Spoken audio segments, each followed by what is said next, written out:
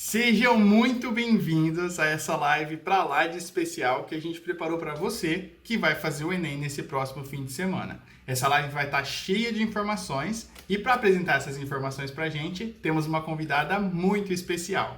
Essa convidada, ela fez o Enem pelos 3 anos em que esteve no ensino médio. Com isso, ela conseguiu 100%, sim, uma bolsa integral na faculdade através do ProUni. Ela, além disso, gabaritou a prova de inglês no último ano em que prestou o vestibular. E se isso não fosse o suficiente, será chefe de sala esse ano durante a prova. Quero convidar aqui para vocês Teacher Jaque, nossa querida professora de inglês. Oi pessoal! Hello! Eu sou a Teacher Jaque, estou trabalhando aqui na IFP já faz uns 2 anos, estou dando aula de inglês. E muito obrigada, Teacher Júnior, por ter me convidado, vai ser um prazer fazer parte da live. Que bom, Jaque. Olha, tenho certeza que todo mundo vai gostar bastante. Jaque, tem várias perguntas que a gente recebeu e eu vou perguntar algumas delas, mas enquanto isso, o nosso chat está rolando aqui embaixo e a nossa equipe está preparada para responder as perguntas do pessoal. Então, se você não mandou a pergunta antes, pode aproveitar esse chat aqui que a nossa equipe vai responder você. Jaque, como é que funciona então essa parte de línguas, a parte de idiomas do Enem? Explica pra gente um pouquinho. Belezura. Quando a gente vai fazer a nossa inscrição no Enem, a gente tem 2 opções de prova de língua estrangeira, que são as opções que são oferecidas pra gente durante o nosso ensino médio, que é o espanhol e o inglês.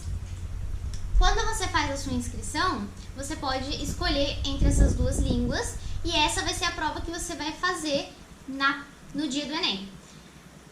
No Enem, como ela é uma prova estruturada, ela é uma prova com uma certa regra, né? Ela tem um padrão a ser seguido, a gente consegue classificar as questões do Enem entre 2 categorias. São questões de localização e questões de interpretação. Então, as de localização são aquelas questões em que a gente consegue achar a resposta para aquilo dentro do que a pergunta nos traz, dentro do enunciado. E as de interpretação, onde você tem que pegar aquilo que está sendo apresentado para você, interpretar e assim responder a questão. Entendi, poxa, então legal. Localização e interpretação. Você tem algum exemplo dessas perguntas? Com certeza. Eu trouxe algumas perguntas que caíram em provas anteriores, que é pra gente dar uma olhada. Legal. Eu vou compartilhar aqui a minha tela. Essa questão aqui, Júnior, ela traz um pedaço de uma música da Madonna pra gente, algumas linhas, e é uma questão típica de localização. Legal. Então, vou ler pra você, vou ler as alternativas e vou explicar por que é uma questão de localização, ok? Tá, ok. Fala Então, também assim, o que o aluno deve focar quando ele estiver nessa questão de localização. Vou deixar. Então, sitting on a park bench, sentando no banco do parque, thinking about a friend of mine, pensando num amigo meu. He was only 23, ele tinha apenas 23 anos. Gone before he had his time, se foi antes de ter o seu tempo, se foi antes do seu tempo. It came without a warning, veio sem um aviso. Didn't want his friends to see him cry, não queria que os seus amigos o vissem chorar. He knew the day was dawning, ele sabia que o dia estava chegando. And I didn't have a chance to say goodbye. E eu não tive a chance de me despedir, de falar adeus. Então, aqui no enunciado, tá falando pra gente, a canção, muitas vezes, é uma forma de manifestar sentimentos e emoções da vida cotidiana. Por exemplo, o sofrimento retratado nessa canção foi causado. Então, como que a gente responde uma questão como essa no Enem? Aqui, a gente tem a letra da música e tá falando pra gente que o sofrimento retratado nessa canção tá dentro dessa música. A gente consegue ver o tema nessas palavras, nesse trecho. Aí a gente tem algumas alternativas que o Enem dá pra gente. A. Pela morte precoce de um amigo jovem. B. Pelo término de um relacionamento amoroso. C. Pela mudança de um amigo para outro país. D. Pelo fim de uma amizade de mais de 20 anos. E. Pela traição por parte de pessoa próxima. Se a gente olha na terceira e na quarta linha desse texto, né, no terceiro e no quarto verso dessa música, você consegue achar a resposta para essa questão. Então, he was only 23, gone before he had his time. Ele tinha apenas 23 anos, se foi antes do seu tempo. Então a gente consegue entender que o sofrimento retratado nessa canção foi causado pela morte precoce de um amigo jovem. Então essa questão, a alternativa correta seria a alternativa A. E como que a gente fez para chegar a essa conclusão? Foi localizando a resposta dentro do que o Enem trouxe pra gente nessa pergunta. Entendi. Isso é o que seria uma pergunta de localização. Ficou bem mais fácil. Preciso localizar a resposta, é óbvio. Entendi. Tem algum outro exemplo, Jaque, de pergunta de localização? Com certeza.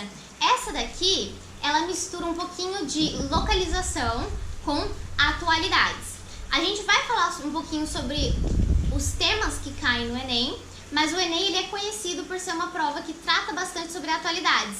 Ele gosta de ver o quanto que o aluno está ciente do que está acontecendo, o quanto que ele sabe sobre os temas atuais. Então aqui a gente tem um texto que a gente consegue achar num site. Então vocês vão perceber que o Enem traz textos de vários lugares, de livros, de revistas, de blogs. Vou ler para vocês e a gente vai ver o porquê que também é uma questão de localização. Então, if children live with criticism, they learn to condemn. Então, se as crianças vivem com criticismo, né, elas aprendem a condenar. If children live with fear, they learn to be apprehensive. Então, se as crianças vivem com medo, elas aprendem a ser apreensivas.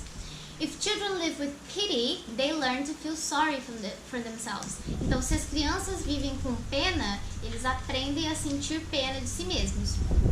E o texto continua nessa mesma estrutura. If children live with. Vamos ler agora o enunciado. Valores culturais de um povo revelam sua forma de ser, agir e pensar. Na concepção da autora, as diferentes formas de educar crianças nos Estados Unidos confirmam que as crianças A. Temem quem as amedronta. B. Aprendem com o que vivem. C. Amam aqueles que as aceitam. D. São gentis quando respeitadas. E E. Ridicularizam quem as intimida. Então, como a gente tem esse texto, a gente consegue perceber que ele está seguindo uma estrutura, certo? If children live with. If children live with. If children live with. Essa estrutura, a tradução dela seria: se as crianças vivem com, então eles aprendem a. Se as crianças vivem com, então eles aprendem a. Se a gente vê a alternativa B, aprendem com o que vivem, a gente vai ver que está seguindo a estrutura que o texto coloca pra gente. Então, se as crianças vivem com criticismo, eles aprendem a condenar. Então, elas aprendem com quem elas vivem, com o que elas vivem. E aí, essa é uma questão que envolve a atualidade, porque está falando sobre os valores culturais, né, de um povo, dos Estados Unidos nesse caso, e é uma questão de localização. E ela se encaixa em ser uma pergunta de localização justamente porque a estrutura que eu preciso localizar para responder a pergunta está ali na própria pergunta. Exatamente, Júnior. Olha, eu acho que isso, claro, quem tinha dúvidas de o que era uma pergunta de localização e como responder, acho que não tem mais. Já que você tinha comentado também que pode ser de interpretação, é isso? Sim. Eu trouxe um exemplo onde aqui a gente consegue ver que é uma questão de interpretação que está utilizando de um dos conteúdos que a gente vê no ensino médio, que é o phrasal verb, né? Phrasal verb. O que seria o phrasal verb? Isso. Phrasal verb é um verbo junto com uma preposição que quando eles estão juntos eles adquirem um significado diferente. Então, por exemplo, o verbo get sozinho pode significar pegar ou conseguir. Agora, quando a gente usa o verbo get com a preposição up, a gente adquire esse novo significado que seria de levantar. Get up seria levantar. Isso é um phrasal verb. Então, aqui a gente vê o uso do phrasal verb em uma charge, né? Então, a gente tem esses dois alunos, eles estão com um livro e um aluno vira para o colega e pergunta: How do you turn this thing on? Então, o enunciado está chamando a nossa atenção para o uso do phrasal verb, né? Turn this thing on, que significa ligar esta coisa. Então, vamos ler as alternativas. No cartoon, o estudante faz uma pergunta usando turn this thing on por A. Suspeitar que o colega está com seu material por engano. B. Duvidar que o colega possa se tornar um bom aluno. C. Desconfiar que o livro levado é de outra matéria. D. Entender como desligar da postura do colega. E E. Desconhecer como usar um livro impresso. Por que essa é uma questão de interpretação? Aqui a gente tem uma charge, então a gente tem um conteúdo visual, onde as expressões que estão sendo passadas pelos personagens, ela faz um grande papel ali no significado do que está sendo falado por eles. E se a gente for prestar atenção só no phrasal verb, a gente pode se confundir com a alternativa D, que é entender como desligar da postura do colega. Porque se eu pensar, how do you turn this thing on? E ele tá olhando pro colega, eu posso talvez entender que ele tá pensando que o colega tá desligado, que o colega não tá prestando atenção.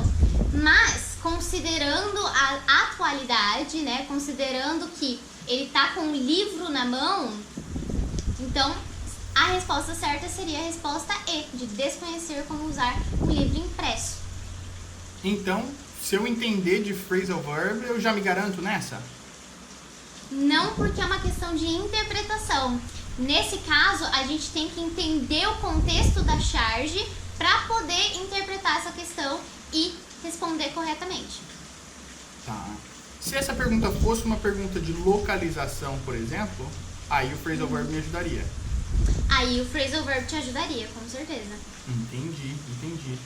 Jaque, eu tô aqui anotando e eu acho que eu peguei bastante coisa de interpretação e localização. Mas e com respeito a conteúdo? O que em si cai na prova? Quais são os temas, os conteúdos? Então, os temas que mais são comuns de cair na prova do Enem são aqueles tempos verbais, né, que a gente conhece desde os simples até os continuous. Então, presente simples, o passado simples, a gente tem o passado continuous, o presente continuous, até os future perfects, o past perfect continuous. Então, todos os tempos verbais que a gente vai estudando, desde o fundamental até o ensino médio, são coisas comuns de cair no Enem, junto com a voz passiva, voz ativa, o uso da voz passiva, o uso da voz ativa, que cai muito nas questões de interpretação, né, o uso da voz passiva e o uso da voz ativa. E também os pronomes de reflexão, os pronomes de posse, os pronomes indefinidos. São conteúdos muito comuns de cair na prova do Enem. Então, assim, a gente, mesmo tendo essas dicas sobre localização e sobre interpretação, estudar o conteúdo que cai em inglês no Enem é essencial, é fundamental. Com certeza. Jaque, isso foi maravilhoso. Muito obrigado por esse conteúdo. Por fim, quais são as dicas que você tem para quem quer mandar bem mesmo, com respeito à prova toda?